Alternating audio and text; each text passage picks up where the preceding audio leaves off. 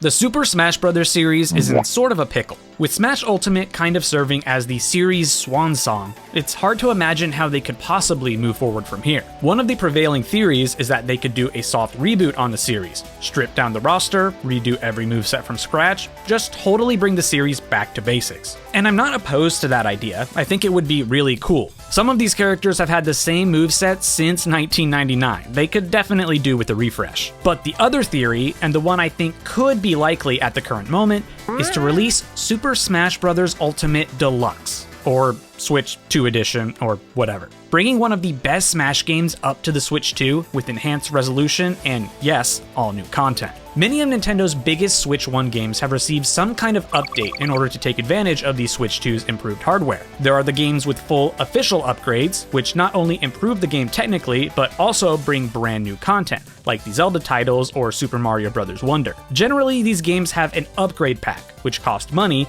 and the bonus content they have sort of justifies the paid upgrade. But then there are even more games that have what I'll call a passive upgrade. These games generally just receive improved frame rates and resolutions, and occasionally get stuff like mouse controls or game share support. For example, Pokemon Scarlet and Violet got one of these, and now the game runs like an actual video game instead of a slideshow. Super Mario Odyssey also got one of these, but that comparison is way less aggressive. But these are just updates for games. Install it and you're good to go. And strangely, Super Smash Bros. Ultimate has not gotten either of these. I mean, isn't that weird? The third best-selling Switch 1 game and one of Nintendo's top series has not received any kind of significant Switch 2 update, not even a resolution bump. The only patch that it caught after the Switch 2 launched just fixed a bug with online matchmaking. So maybe they're saving it for an upgrade for Ultimate Deluxe. Releasing a deluxe version would also kick the can down the road of worrying about where to take the series. That seems like a monumental task, figuring out who stays, who goes,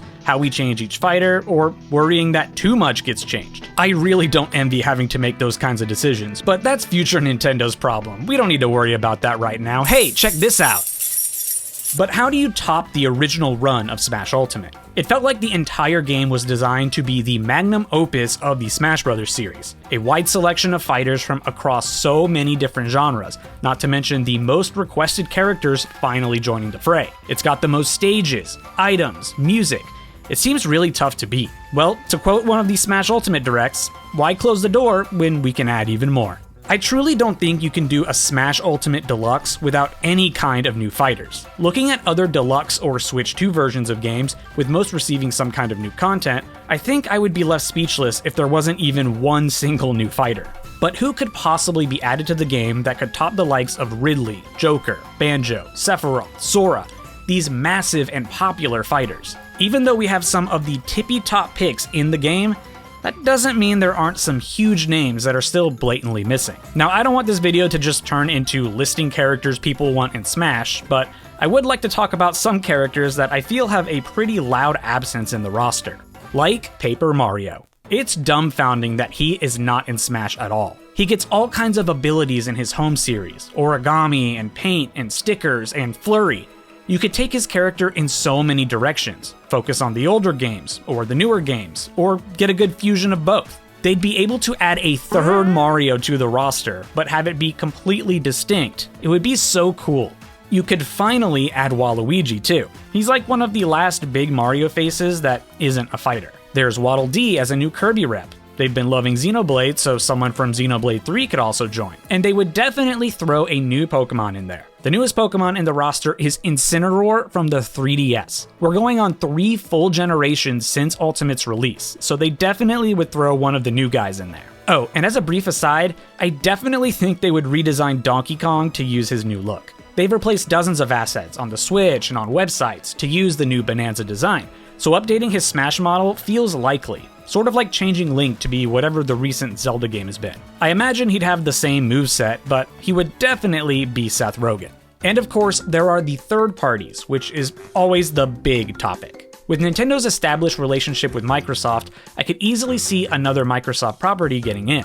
There's Crash Bandicoot, which Microsoft now owns after acquiring Activision Blizzard. And he kinda checks 2 boxes. He's a classic PlayStation mascot and a Microsoft character. Come on, he's just gotta be there.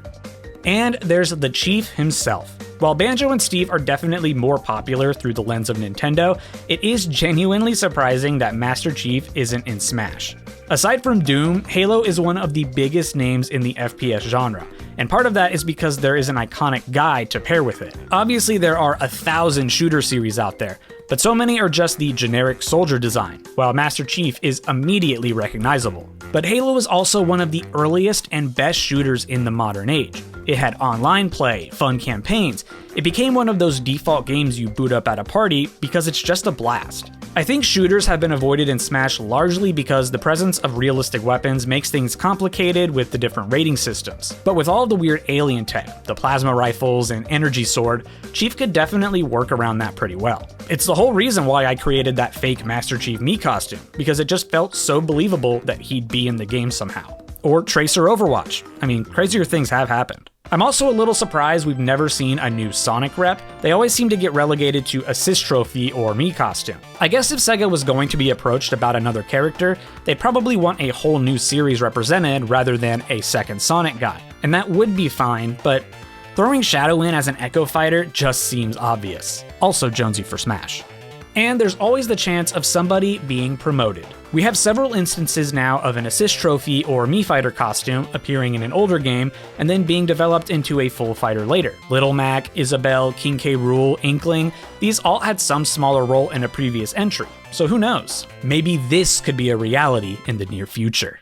Nintendo could also go the easy route, Echo Fighters. These things were criminally underutilized in Ultimate. They announced that Echo Fighters were a concept and added a grand total of 5 new ones. And one of those was Ken, who honestly is different enough to not even really be an Echo Fighter. My tinfoil hat theory is that Echo Fighters were totally a branding thing to get fans to finally wrap their heads around clones. These are additional characters, yes, but they take a fraction of the work because they're based on another guy.